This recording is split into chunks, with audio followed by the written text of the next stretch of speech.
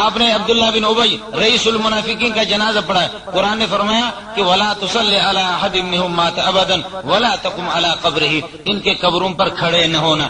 اسی قبر کو کہا محمد رسول اللہ، اسی قبر پر آپ آ کر کے کھڑے ہو گئے تھے، اسی سے آپ کو منع کیا گیا۔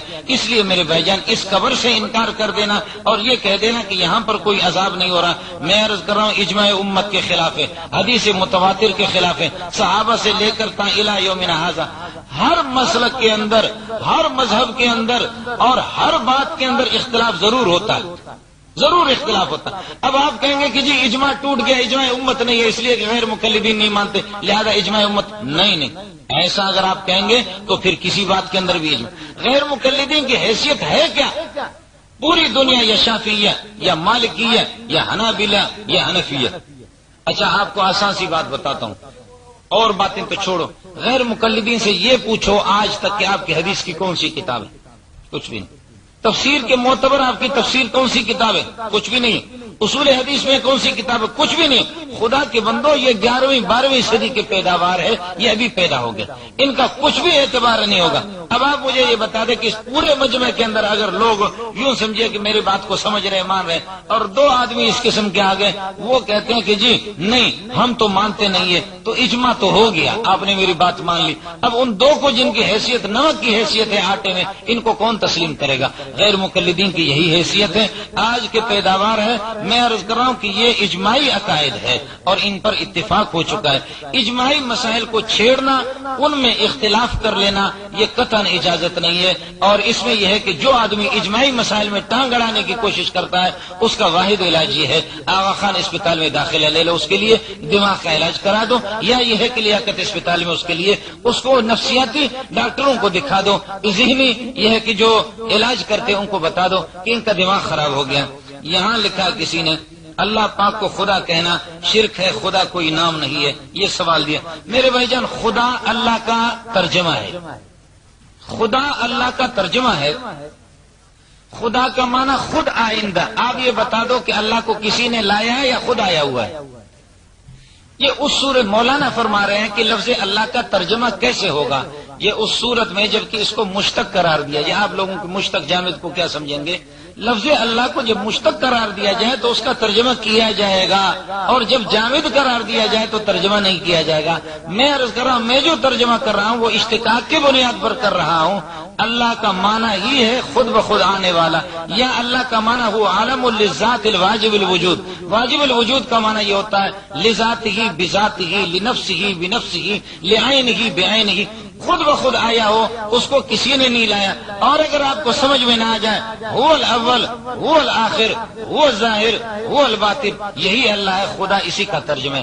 خدا فارسی میں خدا کا معنی خود آئندہ، خود آیا ہوا ہے، جس کو وجود اپنے ذات ہی سے حاصل ہے، جس کا وجود کسی کا مستعار نہیں ہے، کسی سے حاصل کردہ نہیں ہے، یہ لفظ اللہ کا ترجمہ ہے اور کچھ نہیں۔ آپ مجھے بتا دو رحیم کا کیا معنی ہے؟ مولانا ابراہیم کیا ہے کہاں پہ؟ مولانا ابراہیم دہلوی اپنی کتاب کشف المغالطات صفحہ نمبر میں رقم قبر اس گڑھے کا نام نہیں جہاں جسد خاکی مدفون کر کے خاک میں ڈالتے ہیں، جہاں تک زندہ لوگوں کے ہاتھ پہنچ سکتے ہیں، اس گڑھے کو برائے نام یا بطور مجاز قبر کہتے ہیں۔ حقیقی قبر یہ نہیں ہے، حقیقی قبر عالم برزخ ہے، دماغ ہی خراب ہے۔ یہی تو مسئلہ میں نے عرض کیا، نہ برزخ کو وہ سمجھے نہ آپ لوگ سمجھے، مسئلہ یہی ہے۔ ہمارے جن اکابرین نے قبر کا انکار کیا ہے وہ قبر کا انکار نہیں کر رہے، وہ یہ کہہ رہے کہ قبر صرف اسی میں منحصر ہو، مردے یہیں پر دفن ہو۔ دیکھو جیسے قرآن میں آیا فیہا تحیون، اسی زمین میں تم زندگی گزارو گے، وفیہا تموتون، اسی میں تم مرو گے، ومنہا تخرجون، اسی سے تم نکل جاؤ گے۔ اب ایک آدمی کہے کہ جی ایک ضیاء الحق تو اس اوپر چلا گیا، وہیں پر اس کے ٹکڑے ٹکڑے ہو گئے، وہ یہاں فیہا تحیون نہیں ہوا، فیہا تموتون یہاں نہیں مرا بلکہ فضا میں مرا۔ آپ سمجھ رہے ہیں نہیں سمجھ رہے؟ یعنی یہ بھی آپ کے سمجھ میں نہیں ہے۔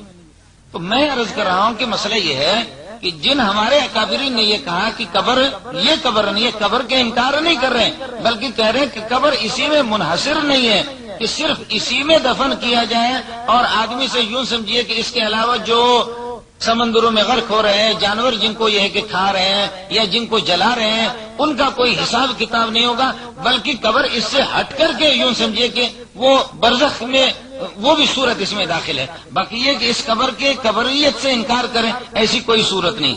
یہ کہہ رہے کہ وہ کون سی حدیث ہے جس میں اللہ کے رسول نے مردوں کو کیا مردوں کو ناف اور عورتوں کو سینے پر ہاتھ باندھنے کا حکم دیا ہے. حدیث ہے بھائی, مستدرک حاکم کی بھی روایت ہے, ملفوظات انور شاہ کشمیری میں اللہ انور شاہ کشمیری رحمۃ اللہ علیہ نے بھی روایت نقل کیا ہے, اور اس میں یہ روایت ہے کہ الفرق بین صلاۃ الرجل و بین صلاۃ المرأة, یعنی مستقل حدیث ہے. انشاءاللہ اس کا حوالہ ہم آپ کو دے دیں گے. دیوبندی حضرات نماز کے آخری رکعت میں الٹے پیر پر بیٹھتے ہیں اور عورتوں کو کہے کولے پر بیٹھنے کا کہتے, جب کہتے وہی تو میں نے عرض کیا کہ فرق والی روایت ہے. مطابق نبی علیہ السلام کے آخری رکعت میں کولے پر بیٹھتے تھے تو وضاحت کر دیں. میں نے عرض کیا کہ حدیث ہے اس بارے میں, مستدرک حاکم کی روایت ہے, انشاءاللہ آپ کو دکھائیں گے. کیا نبی علیہ السلام کی والدہ والد اور جنتی ہے؟ یہ کوئی عقیدہ کا مسئلہ نہیں ہے. کشف الخفا و مزیل الالباس جو علامہ عجلونی رحمۃ اللہ علیہ کی کتاب ہے, اس میں علامہ عجلونی رحمۃ اللہ علیہ نے ایک حدیث نقل کی ہے. بہرحال وہ فرماتے احیاہما فآمنا بہ ثم ماتا, اللہ تعالیٰ نے نبی پاک صلی اللہ علیہ وسلم کے والدین کو زندہ کیا تھا اور ان دونوں نے آپ پر ایمان لایا, ثم ماتا, پھر دونوں کا انتقال ہو گیا. یہ کوئی عقیدے کا مسئلہ نہیں ہے. صحیحین میں ایسی کوئی روایت نہیں ہے. صحاح ستہ کے اندر اس قسم کی کوئی روایت نہیں ہے. البتہ یہ ہے کہ علامہ عجلونی رحمۃ اللہ علیہ نے یہ روایت نقل کی. ہمارے عقیدے سے اس کا کوئی تعلق نہیں ہے. آپ سے یہ نہیں پوچھا جائے گا کہ رسول پاک صلی اللہ علیہ وسلم کے والدین جنتی تھے یا جہنمی تھے. البتہ میں نے آپ سے عرض کیا کہ علامہ عجلونی رحمۃ اللہ علیہ وہ ناقد الحدیث ہے اور اس نے اس کو یہ نقل کیا ہے. عقائد علماء دیوبند کے عقیدہ نمبر 3 پر لکھا ہے زمین کا وہ حصہ جو نبی علیہ السلام کے جسم اطہر کو چھوئے ہوئے سب سے افضل ہے, یہاں تک کہ کعبہ شریف اور عرش و کرسی سے بھی افضل ہے. کیا آپ اس سے متفق ہیں؟ جی ہاں, میں اس سے بالکل متفق ہوں. آپ حضرات بات سمجھنے کی کوشش کریں. یہ اس بات کو تو آپ مانتے ہیں کہ رسول پاک اللہ کے علاوہ ما سوى اللہ کے علاوہ مخلوق خدا میں اللہ کی جتنی بھی مخلوق ہے, مخلوق میں سب سے زیادہ افضل ہے. اور مخلوق کس کو کہتے ہیں؟ کچھ تو بولو. کہ جب اللہ تھے اور وہ نہ ہو تو اس کے بعد والے سارے کے سارے مخلوق ہوں گے. عرش تو کئی ہزار سال بعد میں بنا ہے. عرش مخلوق ہے, کرسی بھی مخلوق ہے, اور یہ مسلمہ بات ہے کہ مخلوق میں سب مانتے ہیں کہ رسول پاک صلی اللہ علیہ وسلم سب سے افضل ہے. تو عرش و کرسی تو ظاہر ہے وہ مخلوق ہیں, ان سے بھی نبی پاک صلی اللہ علیہ وسلم افضل ہے. عقیدہ نمبر 2 پر لکھا ہے کہ نبی علیہ السلام اپنی قبر میں زندہ بالکل اسی طرح جس طرح ہم دنیا میں زندہ ہے. کیا آپ اس سے متفق ہیں؟ بالکل اس سے متفق ہیں. لیکن اس بات کو ذرا سمجھو, یہاں آپ صلی اللہ علیہ وسلم مکلف ہیں, قبر میں آپ مکلف نہیں ہے. اور پھر اس مسئلہ کو بھی سمجھو کہ وَلَا تَقُولُوا لِمَنْ يُقْتَلُ فِي سَبِيلِ اللَّهِ أَمْوَاتٌ, جو اللہ کے راستے میں شہید ہو گئے ان کو مردہ نہ کہو, بل احیاء, بلکہ وہ زندہ ہے, وَلَٰكِن لَا تَشْعُرُونَ. شہداء کے لیے عبارت النص, اب آپ کیا سمجھیں گے؟ عبارت النص سے ان کی حیات ثابت ہے. نبی پاک صلی اللہ علیہ وسلم کی حیات مبارکہ وہ دلالت النص سے ثابت ہے. دلالت النص اور عبارت النص کو آپ اس طرح سمجھیں گے.